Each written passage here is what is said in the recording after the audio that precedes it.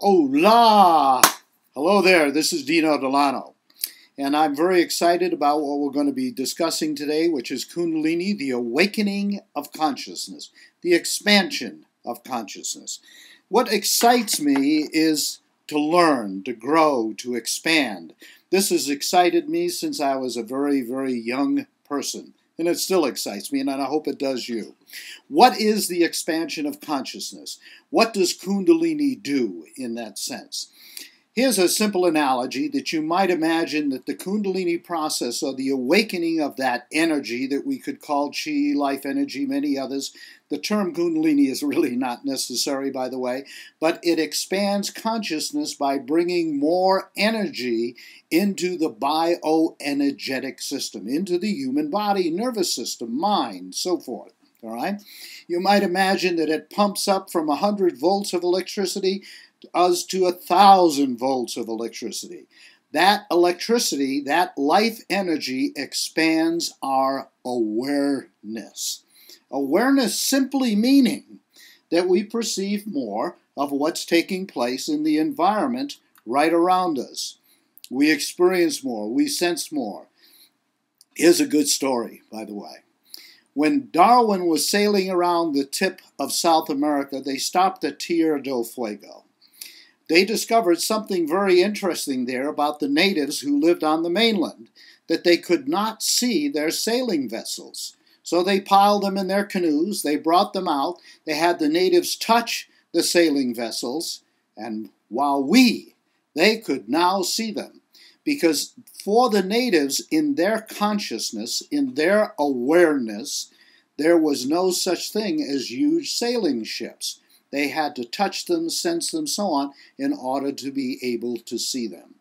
Now, what you might ask yourself then is how much are we not seeing in our large environment around us and also within our personal environment because of our personal belief systems. Your beliefs, how you think, how you have been conditioned, the downloads that you have gotten since the time that you were born from family, religion, and so on, controls your perception. And oftentimes those perceptions are so ingrained within us that we are unwilling to let them go. In fact, we are afraid to let them go. So when we begin to discover those things that we have fears, where we've been conditioned with fear, the more that we let go of fear, the more love comes through. When I say love, energy, that energetic process of life, the more we begin to see. And Jampowski said it very simply in this sense, that love is letting go of fear. And I'm going to say it in a different way. Conscious awareness is letting go of fear. Here's another simple example in our own environment. If you were to go into Pennsylvania, Virginia, so on, you would find in a general way that the people there are very protective of the coal industry. Even though coal is a major polluter, even though it creates lung problems, and on and on and on. Why are they protective of it? Well, very simple. Because they feel that their money life, that their economy, so to speak, is being threatened. That threat does not allow them to perceive or act on the understanding that we are doing something very harmful to our environment. The same thing is happening down in the Gulf, and I'm not going to get into a lot of detail about that. I am much more interested in you and I beginning to understand that when we begin to see, when we begin to experience, when we begin to understand those fears within us and begin to undo them, begin to eliminate them, so to speak, that our conscious awareness will expand. Let's go into something very simple. Maybe it's a man, maybe it's a woman, and they're afraid of relationships. They might be afraid of relationships because a mother left them or a father left them, or maybe a father brutalized them. Many things that could have happened to them in their childhood or in their growing up. Now, because of that fear, they stay away from men or they stay away from women. But Their expansion of awareness can come through when they begin to perceive that that is only true in their past. That truth does not exist in their present moment in time. When they begin to undo those belief systems. How do you undo a belief system? Hypnosis is a great way, and a lot of people are afraid of hypnosis, but the mere fact is that we have all been hypnotized. All the stuff that we got as children from our parents and so on is a form of hypnosis. That hypnosis forms our reality. Using hypnosis, you can begin to undo it. Self-hypnosis is another one. EFT is another great process where you can get a lot of the information right here on YouTube about EFT. I have a couple of recordings up on that.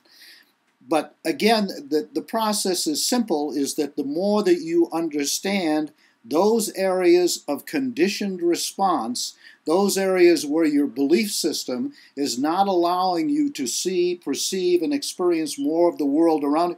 Here's another good example: abundance. You have all the people who talk about the law of prosperity, the law of abundance, and so on, and the law of attraction. Are those things true? Yes, they are.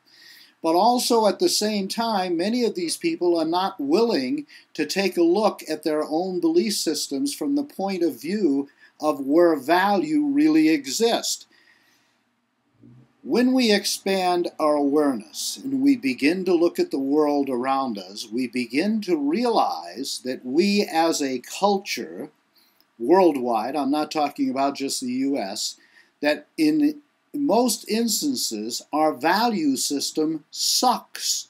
To use that term bluntly, all right?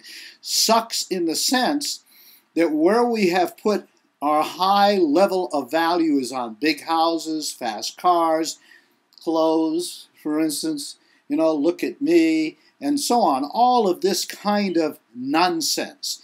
But it isn't nonsense in the sense because the self that we have developed, the self-esteem that we have developed, is a fabricated form of self. It has very little and often nothing to do with nature. Now, don't misunderstand me. Nice clothes, nice car, all of these things can be fun and wonderful in their own way. But when they literally are used to the degree where it becomes a threat to our well-being and our environment, we have to then understand that we are suppressing our awareness. We're not being aware of what it is doing to ourselves and the environment around us. One of the chaotic things that people go through with Kundalini, and the reason for the chaos that they're experiencing in the process, is that Kundalini is a unifying field of energy. That field of energy does its best in order to bring the person back to a sense of unification, in other words, wholeness and oneness. But if the person feels that that awareness or that consciousness expansion is a threat, they will hold it back. Then Kundalini gets a little more violent, so to speak. It gets a little more radical, so to speak. And the person goes through a lot of chaos in the process. I get not comments, but questions all the time. How do I calm the Kundalini down? And I say, change your belief systems. Take a look at what you believe and how you perceive the environment, how you perceive the world. And they say, no, no, no, no, no. It's all of this energy. It's not the energy. The energy is actually trying to bring us back to sanity, to a sense of wholeness and well-being. The energy is not a threat. Let me say that again. Because many of our belief systems also teach us literally to be afraid of life energy. If you think about some of the religious belief systems about, that sex is this, sex is dirty, sex is shameful, and all of those kinds of ideas literally makes us afraid of the life force, of that creative force of life energy. Now, if you're afraid of the life energy, then obviously you are afraid of yourself because you are life. All right, if you'd like to learn more and know more, go to my website, which is called coolzenhealing.com, and take a look at the book, Discover the Magic in You. Good being with you. Dino Delano.